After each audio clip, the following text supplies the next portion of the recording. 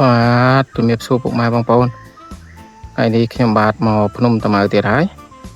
ឥឡូវនៅខាងមុខទ្រង់តោហើយពុកម៉ែបងប្អូនបានឃើញទេ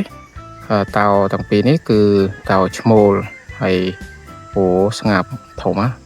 អត់ប៉ុណ្ណាណីហើយកុំប៉ុណ្ណាណីហើយបើមើលតាមវីដេអូប្រហែលជាឃើញទូចក៏តែពុកម៉ែបងប្អូនមកអញ្ជើញមកមើលផ្ទាល់គឺថាធំណាស់ពុកម៉ែបងប្អូនអើយ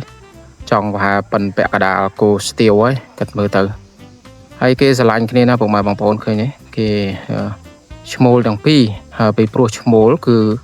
មានរោមកកហ្នឹងពុកម៉ែបងប្អូនប៉ុន្តែបើញីអត់មានទេបាទឥឡូវទៅពេលឈរឃើញពុកម៉ែបងប្អូនធំណាស់នៅខាងក្រៅពុកម៉ែបងប្អូនឥឡូវយើងបាំងដើមឈើបន្តិចឥឡូវបាត់មុខបាត់ហើយចាំមើលខ្ញុំផ្សាកទៅថតមួយចំហៀងទៀតគេអាចមើលឃើញពុកម៉ែបងប្អូនហើយនៅភ្នំតាម៉ៅនេះទ្រង់ស្អាតណាស់ពុកម៉ែបងប្អូនខ្ញុំសូម zoom out តិចបាទគឺនៅ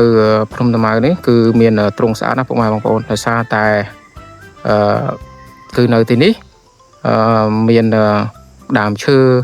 មានកន្លែងគេស្នាក់ហ្នឹងពេលថ្ងៃអញ្ចឹងពុកម៉ែបងប្អូនបាទហើយខ្ញុំក៏ហើយទាំងពីរនេះនិយាយត្រង់ឥឡូវផ្លិចមុខថាមួយណាខូមួយណាខាវណាដោយសារគេទំហំប៉ុនគ្នាពេកហើយខាន់ថតតោទៅយូរទៅឃើញផ្លិចមុខបាត់ហើយថាមួយណាខូមួយណាខាវបា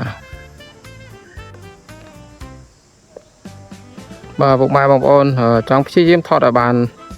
ឃើញពេញខ្លួនស្អាតដែរប៉ុន្តែដោយសារតែមានដើមឈើបាំងអញ្ចឹងទៅឃើញមានដើមឈើបាំងពីមុខផងពីក្រោយផងពុកម៉ែបងប្អូន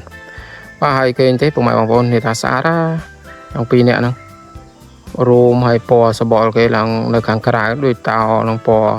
មិនមែនសប៉ុន្តែគាត់ថារៀងជ្រះសម្បល់ជ្រះហើយទៅពេលតោនៅអាហ្វ្រិកគឺមានពណ៌ត្នោតប៉ុន្តែនេះរៀងពណ៌សម្បល់ដូចជារៀងជ្រះដូចចង់កាត់ទៅសមិនបាទឃើញស្អាតទេពុកម៉ែបងប្អូនមុខស្អាតហើយកំពុងមកមើលកាមេរ៉ាវាអត់សូវ zoom ដូចអត់ focus បាទនេះបាន focus បាទពុកម៉ែបងប្អូន